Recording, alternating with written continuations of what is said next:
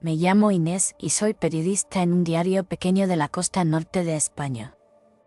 Durante años he escrito sobre tormentas, pesqueros hundidos y plenos municipales ruidosos, pero nunca sobre fantasmas.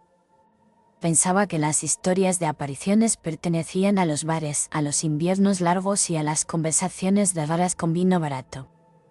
Pensaba que no tenían nada que ver con mi trabajo.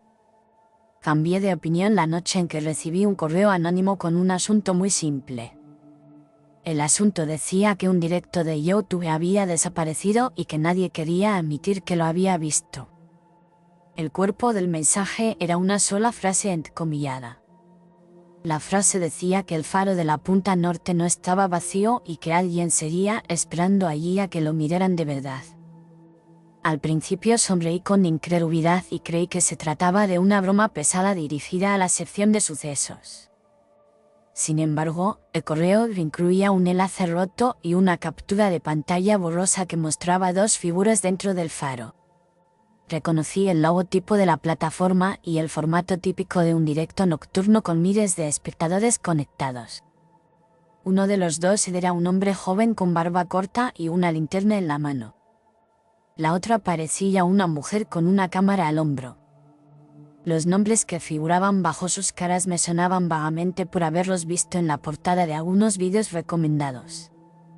Eran creadores de contenido que exploraban lugares abandonados y que buscaban sustos en directo para un público fiel. Él se llamaba Alex y ella se llamaba Lucía. Su canal de exploraciones nocturnas había crecido deprisa y después había empezado a caer en visitas. El correo afirmaba que su último directo desde el faro había sido un éxito y que sin embargo había sido borrado por completo.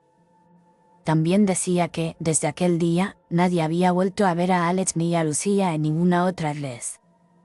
Soy periodista antes que creyente, así que decidí comprobar los hechos paso a paso. Busqué el nombre del canal en la plataforma y encontré un perfil vacío, sin vídeos y sin imagen. Había, sin embargo, rastros extraños de su existencia en páginas de terceros y en foros de aficionados al terror. Encontré comentarios que hablaban de un directo maldito que había terminado de manera abrupta en mitad de un grito. Otros usuarios sostenían que ese directo jamás había existido y se burlaban de quienes aseguraban haberlo visto. Cuanto más leía, más claro tenía que al menos había una historia detrás de aquel silencio. Empecé a recopilar cualquier fragmento que quedara del directo perdido, capturas de pantalla, audios descargados de mala calidad y transcripciones parciales hechas por fans. También pedí permiso al diario para investigar el viejo faro que domina nuestra costa desde la punta más escarpada. Me dijeron que podía escribir un reportaje de color siempre que no descuidara mis otras obligaciones. Acepté sin saber que la historia terminaría ocupándolo todo. Lo que vas a escuchar ahora es una reconstrucción paciente de esa noche, compuesta con los restos que muchos habían querido olvidar. Escucharás mi voz guiándote, pero también escucharás las voces de quienes estuvieron allí de arriba la última noche antes de que todo cambiara. Escucharás a Alex, el presentador del canal, y a Lucía, la mujer que sostenía la cámara. De vez en cuando escucharás a un viejo farero y a alguien que no debería estar nunca en una grabación. Empiezo por el principio, por la presentación del directo que casi nadie admite haber visto. Buenas noches a todos, criaturas de la oscuridad. Bienvenidos a una nueva emisión de Noche Abierta. Alex saludó así a sus espectadores mientras el faro recortaba su silueta contra un cielo sin luna. Hoy estamos en la punta más inhóspita de la costa, frente a un faro condenado a la demolición dentro de unos días. Dicen que aquí arriba nadie vive desde hace décadas, pero las leyendas locales no están nada de acuerdo. Yo preferiría estar en casa con una manta y una serie, pero ya que estáis todos ahí, haremos que merezca la pena. La voz de Lucía sonaba nerviosa y decidida al mismo tiempo, un equilibrio que hacía que el público la adorara. Según las transcripciones del chat, los espectadores llenaron la pantalla de mensajes de ánimo, bromas y peticiones de sustos. Muchos pedían que pasaran la noche entera en el faro, desde la planta baja hasta la linterna superior. Alex respondió con entusiasmo a la expectativa de la audiencia. Tenemos baterías cargadas, linternas, cámaras y un viejo mapa incompleto del interior. Además, tenemos algo muy valioso que casi nadie consigue, una llave que abre una puerta que se suponía sellada para siempre. Mientras decía eso, levantó la mano y mostró una llave oxidada que colgaba de una cadena. Esa llave se la había entregado unas horas antes el antiguo encargado del faro, un hombre al que también entrevisté. Su nombre era Mateo y cuando lo visité olía a tabaco frío y a ropa de lana guardada demasiado tiempo. Si vais a subir, subid con respeto, eso es todo lo que os voy a pedir. Mateo me dijo esa frase cuando le pregunté por la llave y por los jóvenes que se la habían pedido antes que yo. No voy a impedir que nadie entre, el faro ya no es mío, pero hay habitaciones que no fueron hechas para las cámaras. Le pregunté qué quería decir con eso y él fijó la vista en la ventana como si esperara ver el haz de luz que ya no giraba. Los aparatos olvidan lo que han visto con un clic, las paredes no olvidan así de fácil. El viejo Mateo no quiso añadir mucho más y solo me explicó que conocía a Alex y a Lucía de una visita anterior. Estaban ilusionados y tenían prisa, como si el tiempo se les acabara, decían que era su última oportunidad de levantar el canal. Le pregunté por qué les había entregado la llave si tanto recelo le inspiraba el interior del faro. Porque pensé que quizá un buen susto en la oscuridad les haría darse la vuelta antes de bajar demasiado. No fue así. Volvemos ahora al directo, a la noche en que la audiencia celebraba cada paso de los dos exploradores. Vamos a entrar, preparad vuestras capturas. No sabéis cuándo puede aparecer algo extraño en segundo plano. Si veis algo raro, no gritéis todos a la vez, dejadlo en los comentarios con calma. Las linternas se encendieron y el haz de luz cruzó la puerta principal del faro, levantando polvo del suelo y develando telarañas antiguas. El eco de sus pasos resonó en las escaleras interiores como un aviso y al mismo tiempo como una bienvenida. Al principio todo transcurrió como en cualquier otro vídeo del canal.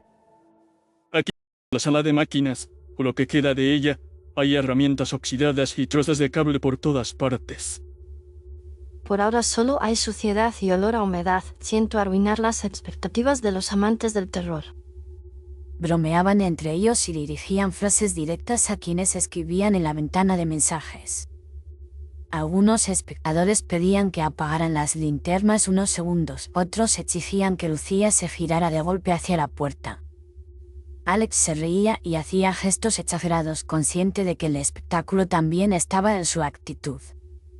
Tranquilos, iremos poco a poco. La noche es larga y el faro también. No había nada fuera de lo normal hasta que llegaron a un corredor estrecho en la planta intermedia. La cámara de Lucía enfocó el pasillo vacío durante unos segundos mientras Alex explicaba la estructura del edificio. Fue entonces cuando empezaron a llegar mensajes inquietos.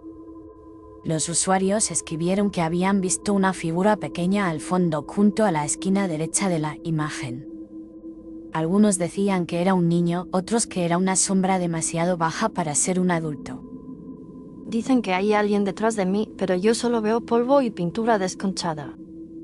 Lucía se dio la vuelta con paciencia y enfocó la esquina señalada, pero no encontró nada salvo un montón de cajas vacías.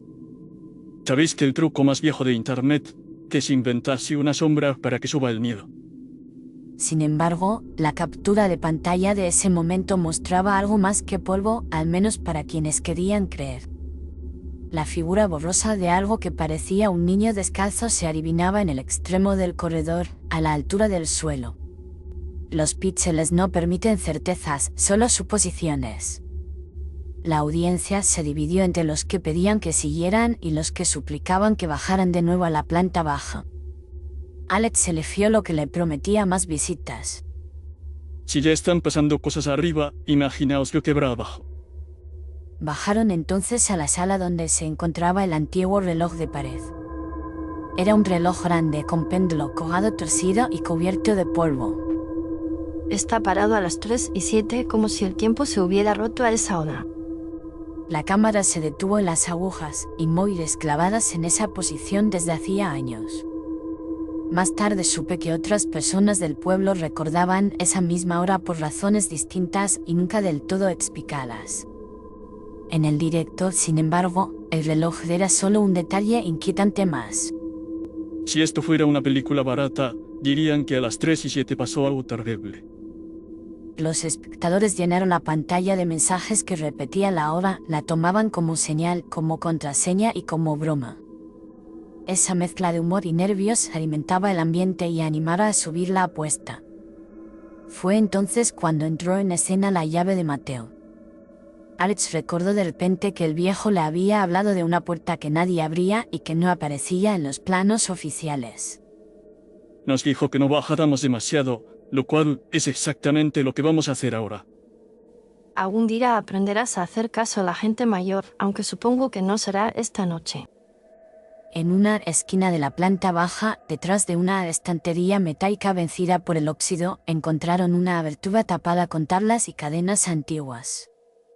El metal repiqueteó cuando probaron la llave y el sonido se convirtió en música para quienes estaban al otro lado de la pantalla. Las cadenas cedieron con un chirrido prolongado y la puerta se abrió hacia un pasillo sumido en la oscuridad total. Alex encendió su linterna y el círculo de luz reveló paredes de piedra desnuda y un suelo de cemento manchado. Bienvenidos al nivel que nos sale en los planos. Si este vídeo sigue en la plataforma mañana, aseguraos de guardarlo. Lucía respiró hondo antes de seguirle, y la cámara captó ese gesto de duda mejor que cualquier efecto especial. Si perdemos la señal, que sepáis que ha sido solo un placer asustarnos juntos durante todos estos años. El pasillo descendía con una inclinación suave, suficiente para sentir que se alejaban del mundo de arriba.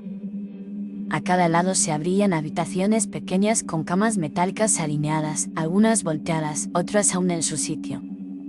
Había correas rotas colgando de barandillas y restos de sábanas amarillentas reducidas a jirones. En una de esas salas encontraron una mesa con cuadernos apilados y frascos vacíos. Entre ellos destacaba un diario de tapas de cuero agrietado. La cámara se acercó mientras Alex lo abría con cuidado, consciente de estar tocando algo que no había sido movido en mucho tiempo. Hay fechas y anotaciones, la letra es pequeña y apretada. Por las transcripciones sabemos que empezó a leer en voz alta algunos fragmentos para su audiencia. No soy médico ni carcelero, solo anoto lo que se me ordenaba. Hoy han llegado 12 nuevos, todos en silencio, dicen que son enfermos, pero ninguno parece enfermo. A veces creo que si me escribo esto, tal vez no esté pasando realmente. El diario estaba escrito por alguien que se definía como observador, alguien que creía que tomar nota era suficiente distancia. En esas páginas no había juicios morales, solo descripciones frías, como si el autor se protegiera detrás de cada palabra. La última página estaba arrancada, un detalle que tanto en la grabación como en los archivos llamaba poderosamente la atención.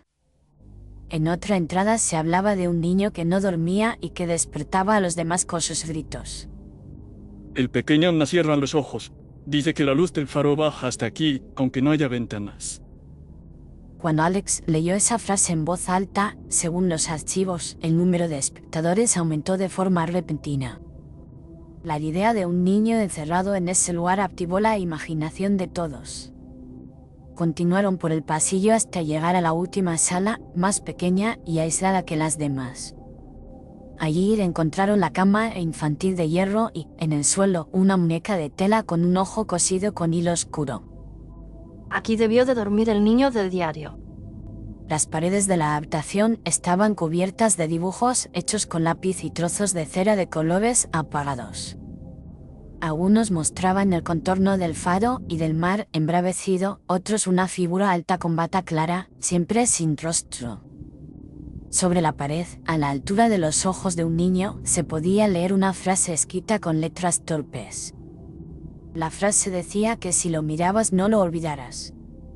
Lucía enfocó la muñeca que yacía de lado, con el hilo del ojo sobresaliendo como una cicatriz improvisada. ¿Cómo habrán acabado de estas cosas aquí si se supone que esto era solo una instalación técnica? En ese momento la muñeca no se movió, al menos no mientras la cámara estuvo fija en ella. Sin embargo, cuando cambiaron de ángulo para mostrar la cama y luego volvieron al suelo, la muñeca estaba apoyada contra una pata de hierro. El público reaccionó de inmediato y empezó a discutir si se trataba de un descuido de edición o de un truco preparado. No hubo edición, el director era continuo y el movimiento de la muñeca no tenía una explicación sencilla. La habrá rozado el cable de la cámara sin que nos diéramos cuenta. No empecéis con teorías demenciales. La voz de Lucía sonaba editada y algo asustada, un tono poco habitual en ella. Alex, por su parte, decidió aprovechar el momento para alimentar el interés. Tal vez el pequeño se ha levantado para salir en cámara, no queremos dejarlo fuera del directo. A continuación encontraron el cajón metálico donde descansaba la fotografía en blanco y negro. La imagen mostraba a varios adultos con bata clara detrás y, sentadas en primera fila, personas de diferentes edades con miradas perdidas. Algunos tenían expresión de resignación, otros parecían asustados, otros simplemente vacíos. Hay un niño en la esquina, mira, está mirando de frente a la cámara. Lucía se lo señaló a Alexandre. La cámara hizo un leve zoom sobre la figura pequeña. El niño de la foto tenía la misma postura que algunos de los dibujos de la pared y la misma muñeca apretada contra el pecho. En las anotaciones al dorso de la foto aparecían varios nombres escritos a mano.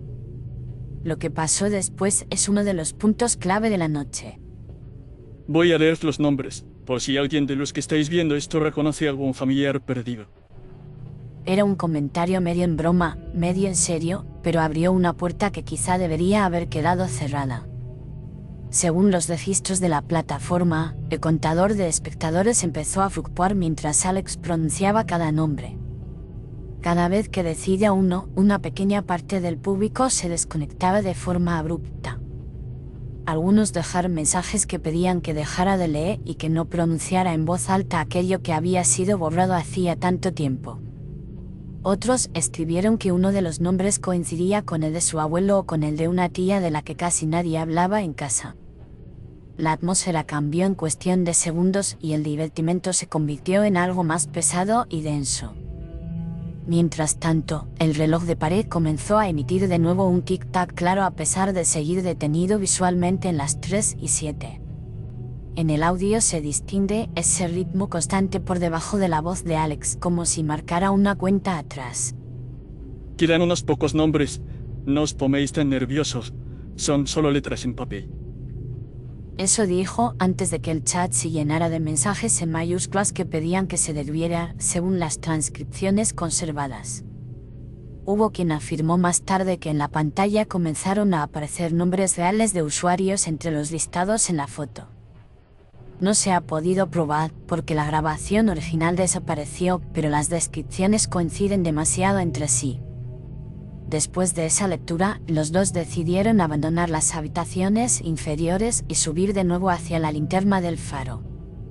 Lo que no sabían es que no subían solos. En las grabaciones de audio descargadas por espectadores atentos se escucha un tercer sonido de pasos más ligeros y rápidos, acompañando los suyos. Cada pisada parece un eco, pero el ritmo no coincide con el de Alex ni con el de Lucía. En un momento del ascenso, Lucía tropieza y la cámara se golpea contra el hierro de la barandilla. Estoy bien, ha sido solo un escalón suelto.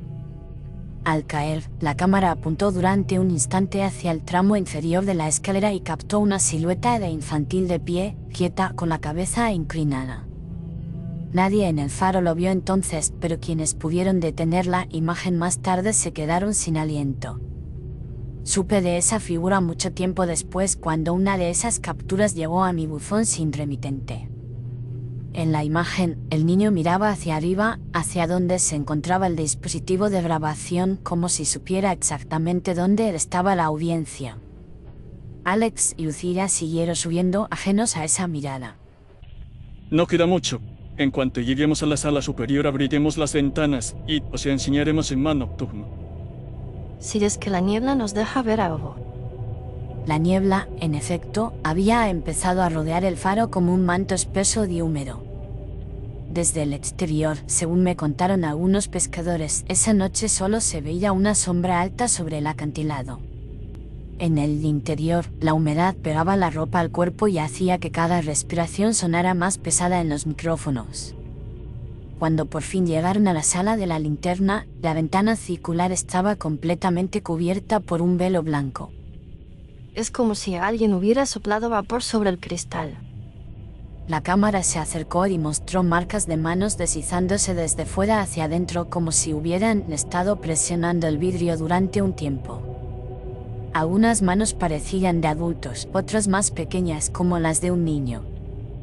En ese punto la señal de la emisión comenzó a fallar y la imagen se pixeló por tramos.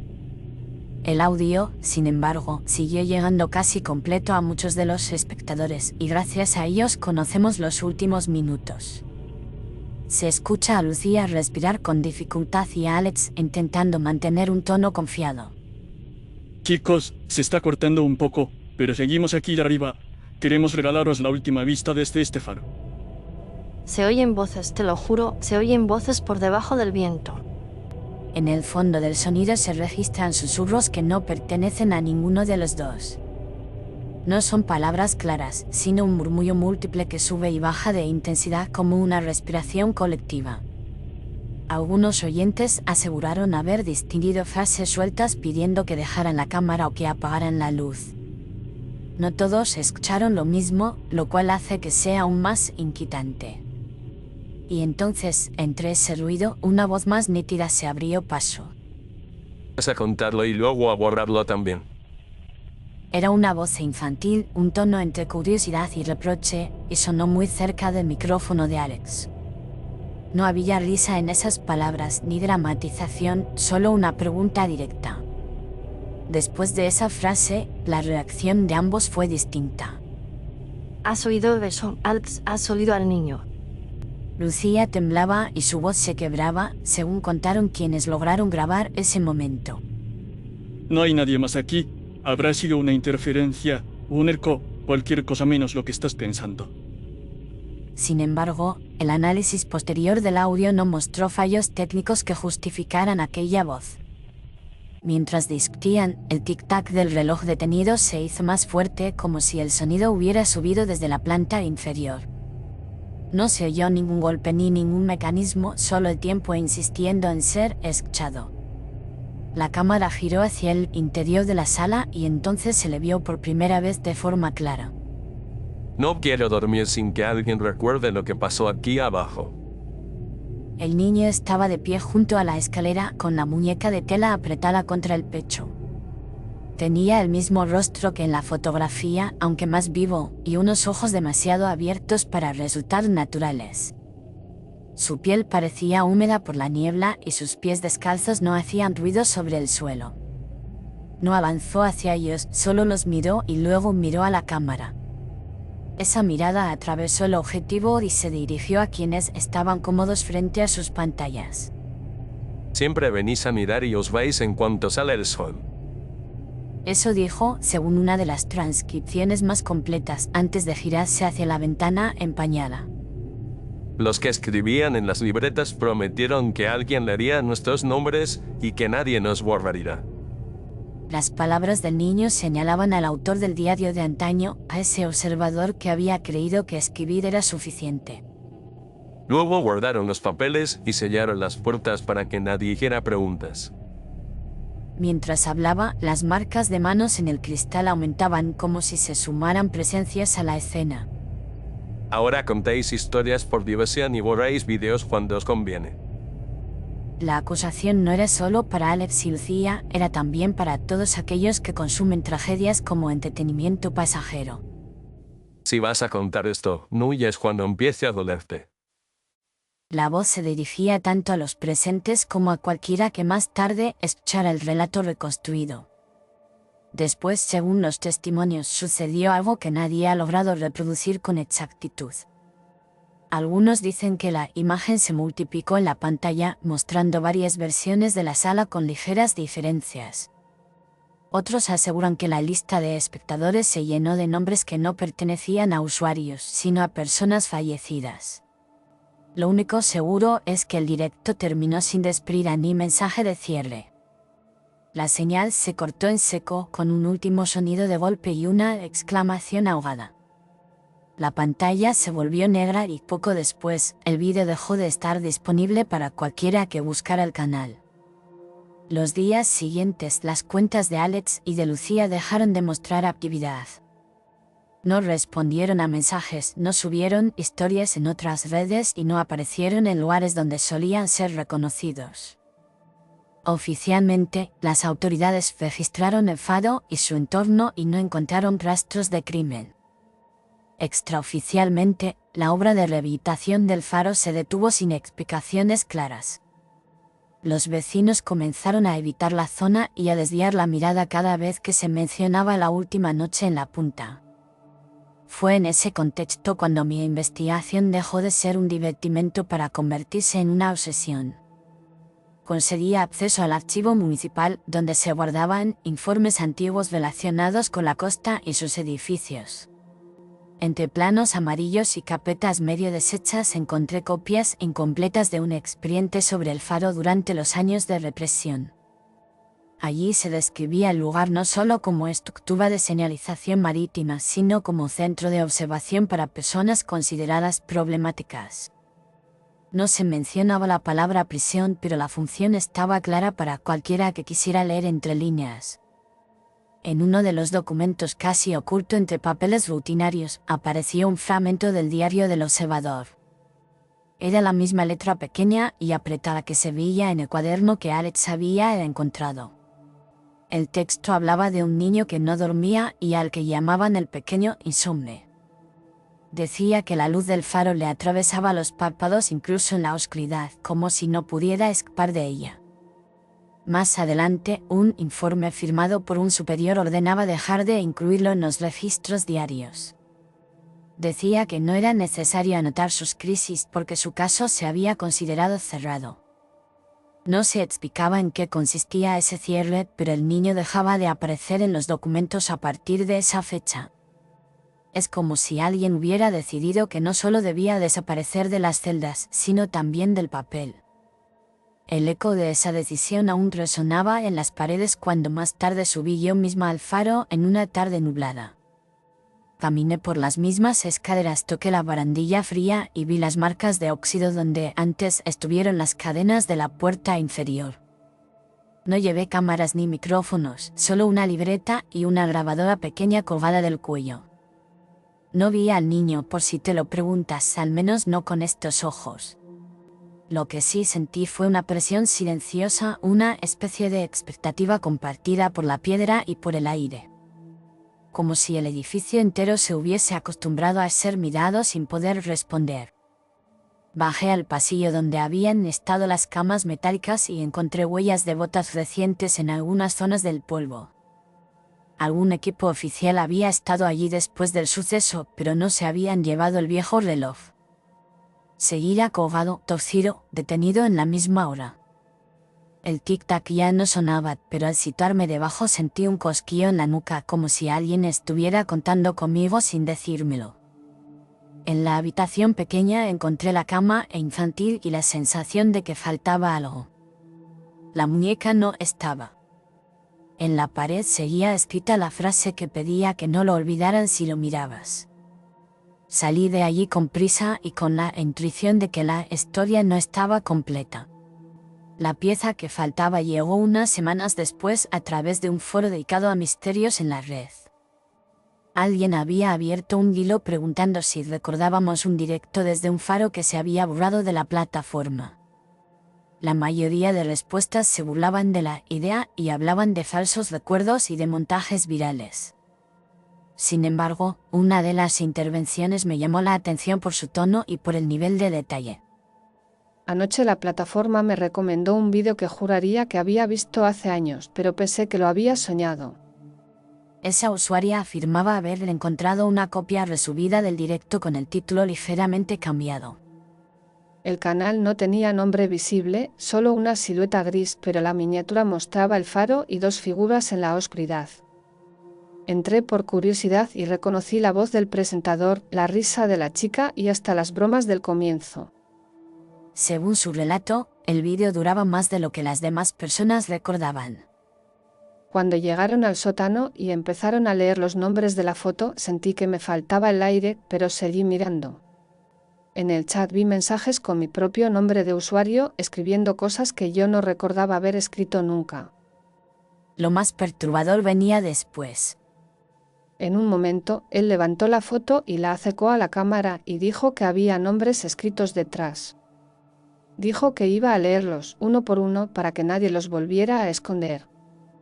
Entre los que dijo, escuché mi nombre real, no el del perfil, el nombre completo que solo figura en mis documentos. La usuaria no pudo explicar cómo era posible que su nombre estuviera en una fotografía tomada décadas antes. Tampoco pudo demostrar que esa versión alargada del vídeo hubiera existido más que esa noche.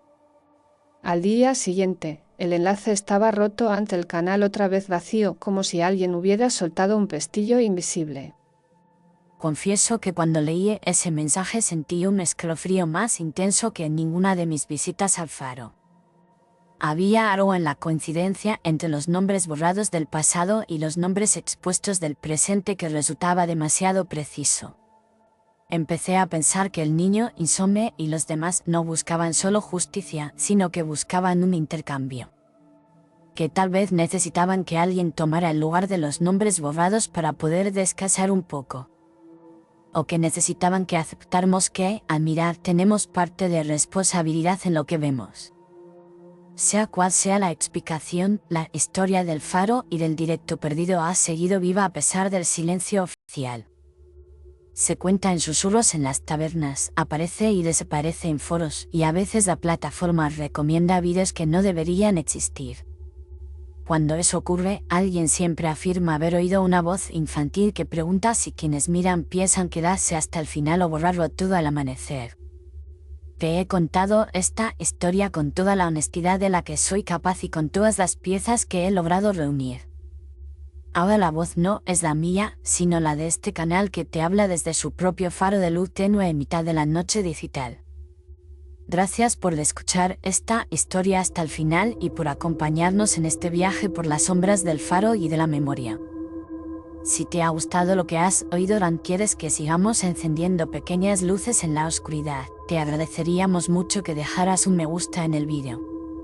Suscribirte al canal y activar las notificaciones nos ayuda a que más personas encuentren estas historias de fantasmas y de humanos que no saben muy bien a cuál de los dos mundos pertenecen. Nos encantaría también leer tus impresiones en los comentarios, tus teorías sobre lo que ocurrió en el faro y tus propias experiencias con lugares que parecen acumular recuerdos ajenos.